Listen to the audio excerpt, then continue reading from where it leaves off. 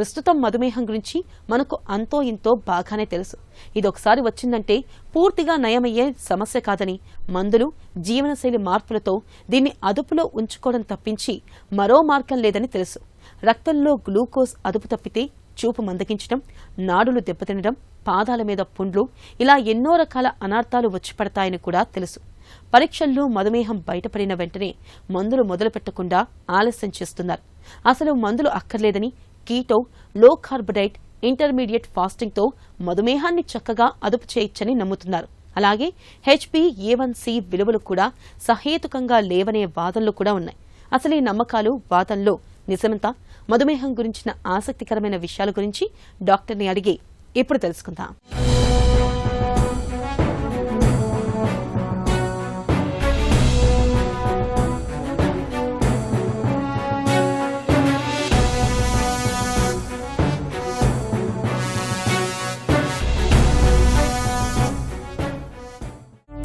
మధుమేహం అసలు జబ్బే కాదనే వాదన నిజమేనా? డయాబెటీస్ అనేది ఖచ్చితంగా లైఫ్ స్టైల్ ప్రాబ్లమే. ఇదొక డిజార్డర్ కూడా. ప్యాంక్రియాస్లో ఉన్న బీటా సెల్స్ 50% ఆర్ మోర్ పనిచేయడం తగ్గినప్పుడు మనకి డయాబెటీస్ అనేది వస్తుంది. ఇది ఖచ్చితంగా ఒక డిసీజే. ఆర్ ఒక రకంగా కొంతమందిలో చెప్పాలంటే టైప్ 2 డయాబెటీస్ ఉన్న వాళ్ళలో ఇది రివర్సిబుల్ అవ్వచ్చు. బట్ అందరిలోనూ రివర్స్ చేయొచ్చు అని కాదు. ఒక 6 to 7 out of 10 పీపుల్లో డయాబెటీస్ ఉన్న వాళ్ళలో మనం వాళ్ళని రిమిషన్ దిశగా ఖచ్చితంగా తీసుకెళ్లొచ్చు. బట్ ప్యాంక్రియాస్లో ఉన్న బీటా సెల్స్ నుంచి సెక్రెట్ అయ్యే ఇన్సులిన్ బాడీకి సరిపోడకపోతే వచ్చే ప్రాబ్లమే ఈ డయాబెటీస్ అనేది. సో ఊబకాయం డయాబెటీస్లో మెయిన్లీ ఒక ఇంపార్టెంట్ రోల్ ప్లే చేస్తుంది. ఫ్యాట్ బాడీలో పర్సంటేజ్ ఆఫ్ ఫ్యాట్ పెరుగుతున్న కొద్దీ ఇన్సులిన్ రెసిస్టెన్స్ అనే కండిషన్ వస్తూ ఉంటుంది. కాబట్టి ఇంకా ఇన్సులిన్ రెసిస్టెన్స్ ఉన్నప్పుడు, బాడీలో ఫ్యాట్ ఉన్నప్పుడు, పర్సంటేజ్ పెరిగినప్పుడు ఎక్కువ ఇన్సులిన్ అవసరం పడుతుంది. కాబట్టి బీటా సెల్స్ ఈ ఎక్స్ట్రా ఇన్సులిన్ సెక్రీషన్కి మ్యాచ్ చేయలేవు. కాబట్టి వచ్చే ప్రక్రియ కండిషనే ఈ డయాబెటీస్. షుగర్ ఉందని తెలిసిన వెంటనే మందులు మొదలు పెట్టాల్సిన అవసరం లేదా? కొంతమందిలో మనం ఇమీడియట్గా మందులు స్టార్ట్ చేయాలి, కొంతమందిలో అవసరం ఉండదు. ఇప్పుడు మనకి 6.5, 6.6 ఇలా ఎర్లీగా అంటే మైల్డ్ స్టేజ్ డయాబెటీస్ ఉన్నప్పుడు మాత్రం పెద్దగా అంటే మందులు ఇమీడియట్గా స్టార్ట్ చేయాల్సిన అవసరం ఉండదు. ఇంటెన్స్ లైఫ్ స్టైల్ చేంజెస్ అవి చేయొచ్చు. బట్ యూజువల్గా ADA, అమెరికన్ డయాబెటిక్ అసోసియేషన్ కానీ, ఇండియన్ RSSDI కానీ అందరూ ఏం చెప్తున్నారంటే 6.5 దాటితే ఒక ట్యాబ్లెట్ కానీ ఆర్ కాంబినేషన్ ఆఫ్ 2 కానీ మీరు స్టార్ట్ చేయండి along with life style changes అని రికమెండ్ చేస్తున్నారు. మధుమేహానికి మందులు అక్కర్లేదా? ఆహార వ్యాయామాలు సరిపోతాయా? ఓన్లీ డైట్తో డయాబెటీస్ని ట్రీట్ చేయడం అనేది యూజువల్గా సాధారణంగా ప్రపంచవ్యాప్తమైన అంటే గైడ్ లైన్స్ ప్రకారం చూస్తే అది ఇట్ ఈస్ నాట్ రికమెండెడ్. అది చేయొచ్చా అంటే టెంపరీగా మీకు ఒక 4 రోజుల్లో ప్రాబ్లీ మీకు ఒక రిజల్ట్ ఫేవరబుల్గా రావచ్చు. కానీ ఎప్పటికీ మీరు ఓన్లీ డైట్తో నేను డయాబెటీస్ కంట్రోల్ చేస్తాను అంటే 9 out of 10 times అదొక అపోహ. కోర్స్ ఎవరికి షుగర్ డయాగ్నోసిస్ తర్వాత మందులు వాడాలి అనేది ఎవరికి వాడబుద్ధి కాదు. వాడితే ఒక్కసారి స్టార్ట్ చేస్తే లైఫ్ టైం వాడాల్సిన అవసరం ఉంటుంది, ఎందుకు స్టార్ట్ చేయడం అనే ఒక ఫీలింగ్తో ఉంటారు. ఇది తప్పు. డయాబెటీస్కి మందులు స్టార్ట్ చేస్తే అది లైఫ్ టైం కాదు. ఒక దశలో కొంతమందికి 7 out of 10 పేషెంట్స్లో మీరు మందులు వాడాల్సిన అవసరం లేకుండా కూడా మనం హెల్ప్ చేయొచ్చు. కానీ మీకు డయాబెటీస్ ఉంది అని కన్ఫర్మ్ చేశాక మీ డాక్టర్ మీకు డయాబెటీస్ తగ్గుముఖం వైపుగా, రిమిషన్ వైపుగా మీకు మందులు ఇస్తే మాత్రం మీరు తీసుకోండి. మందులు అవసరం ఉంది అనుకున్నప్పుడు ఖచ్చితంగా మందులు వాడాలి. మధుమేహానికి పాత మందులు పనిచేయటం లేదనే వాదన నిజమేనా?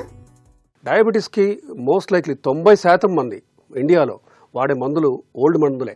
అంటే 15-20 ఏళ్ల క్రితం వాడే మందులే ఇంకా వాడుతున్నారు. సో ఒక రకమైన ఇనర్షియా, క్లినికల్ ఇనర్షియా అనేది వస్తుంది. అది బోత్ ట్రీట్ చేసే డాక్టర్స్లో, పేషెంట్స్లో కూడా. అండ్ ఈ బిజీ ప్రాక్టీస్లో ఓన్లీ ఫాస్టింగ్ పోస్ట్ లంచ్ మీద ఫోకస్ చేస్తున్నారు. అండ్ ఇది ఒక రకమైన అన్హెల్దీ ట్రెండ్. మంచి రకాల మందులు అందుబాటులో ఉన్నప్పుడు మీరు ఈ 4th లైన్ మందులు ఎందుకు వాడాలి అని ADA కూడా ప్రశ్నిస్తుంది. హార్ట్ అటాక్ రాకుండా, కిడ్నీ డిసీజ్ రాకుండా, బాడీలో కొలెస్ట్రాల్ తగ్గే విధంగా, టోటల్ బరువు తగ్గే విధంగా ఇవి హెల్ప్ చేస్తున్నాయా అంటే లేదు. కాబట్టి వీటి వాడకాన్ని మనం తగ్గించి, ఈ పాత క్లాస్ ఆఫ్ మందుల వాడకం తగ్గించి GLP-1 receptor against and SGLT inhibitors and of course ఈ కాస్ట్లీ మందులు ఒకవేళ ఎఫోర్డ్ చేయలేకపోతే గ్లిప్టిన్స్ ఉన్నాయి, మెట్ఫార్మిన్ ఉంది, ఏకార్బోస్ ఉంది, ఇట్లా రకరకాల మంచి క్లాసెస్ ఆఫ్ మందులు అందుబాటులో ఉన్నాయి. ADA రికమెండేషన్లో 1st లైన్ 2nd లైన్లో ఉన్న మందులే మనం వాడాలి. షుగర్ జబ్బుకు కొత్తగా వచ్చిన GLP మందుల ప్రత్యేకతలేంటి? GLP-1 క్లాస్లో ఉండే ముఖ్యమైన మందులు సెమాగ్లూటైడ్, లిరాగ్లూటైడ్, టెర్జపటైడ్, డ్యూలాగ్లూటైడ్. ఈ మందులు వాడితే మనకి షుగర్ కంట్రోల్తో పాటు హార్ట్ అటాక్ రాకుండా 20%, 30% వరకు మనం తగ్గించుకోగలం రిస్క్ని. అలాగే కిడ్నీ డిసీజ్ రాకుండా కూడా తగ్గించుకోగలం. టోటల్ బాడీ ఫ్యాట్ తగ్గించుకోగలం. మనం కనుక టోటల్ బాడీలో ఉండాల్సిన ఫ్యాట్ మోతాదుని తగ్గించుకోగలిగితే ఇన్సులిన్ వాడకాన్ని మనం 70% తగ్గించుకోవచ్చు. ఇన్ఫ్యాక్ట్ కొంతమందిలో ఇన్సులిన్ ఆపగలగచ్చు. మధుమేహాన్ని నిర్ధారించే A1C పరీక్ష విలువలు సహేతుకంగా లేవనే వాదన సరైందేనా? HbA1c 5.7 దాటితే ప్రీ డయాబెటీస్ అని, 6.5 దాటితే డయాబెటీస్ అని మనందరికీ తెలిసిన విషయమే అది. అయితే ఎస్, ఈ గైడ్ లైన్స్ కానీ ఈ కట్ ఆఫ్స్ కానీ ఈ మధ్యకాలంలో గత 8-10 ఏళ్లలో స్ట్రింజెంట్గా ఉన్నాయి. ఇంతకుముందు అంత స్ట్రింజెంట్గా లేవు. ఇన్ఫాక్ట్ 7 వరకు పర్వాలేదు అని ఒక రకమైన అది ల్యాక్స్ రికమెండేషన్ ఉండేది. కానీ 5.7 HbA1c దాటిన తర్వాత ఇండైరెక్ట్గా ఆర్ డైరెక్ట్గా కిడ్నీ అండ్ హార్ట్ మీద ఒత్తిడి పడుతుంది. ప్రీ డయాబెటిక్ పేషెంట్స్ వీళ్ళకి నాన్ డయాబెటిక్ పేషెంట్స్తో కంపేర్ చేస్తే, అంటే షుగర్ లేని వాళ్ళు 5.7 కంటే తక్కువ ఉన్న వాళ్ళతో కంపేర్ చేస్తే స్టడీస్ చేశారు కొన్ని వేల మంది మీద. ప్రీ డయాబెటిస్ మాత్రమే ఉంది, వీళ్ళు ఇంకా డయాబెటిక్ పేషెంట్స్ కాలేదు. So pre diabetic patients are at a higher risk of heart attack, kidney disease, cholesterol బాగా పెరిగి పక్షవాతం వచ్చే రిస్క్ అని ఒక కనీసం 4-5 స్టడీస్, మేజర్ స్టడీస్లో వేల మంది మీద ప్రూఫ్ బియాండ్ డౌట్ ప్రూవ్ అయింది. కాబట్టి మీరు ఎంత క్లోజ్ టు 5.7 HbA1c ఉంచితే అంత మంచిది. కీటో, లో కార్బో డైట్తో మధుమేహం అదుపులోకి వస్తుందా? కీటో డైట్లో ఆయిల్ రిచ్ కానీ, లేదంటే ఓన్లీ ప్రోటీన్ తీసుకోవటం కానీ, ఫ్యాట్ రిచ్ డైట్ కానీ తీసుకోమని రికమెండేషన్స్ ఉంటుంటాయి. బట్ అది అంటే వాటి ఎఫెక్ట్స్ని మేము చూసాం క్లినికల్గా. ఇన్ఫ్యాక్ట్ లిపిడ్ ప్రొఫైల్ పారామీటర్స్ బాగా 3 times 4 times ట్రైగ్లిజరైడ్స్ పెరగటం లాంటివి చూసాం. And this is not a sustained diet. అంటే ఈ డైట్ మనం ఎప్పటికీ లైఫ్ లాంగ్ తీసుకోలేము.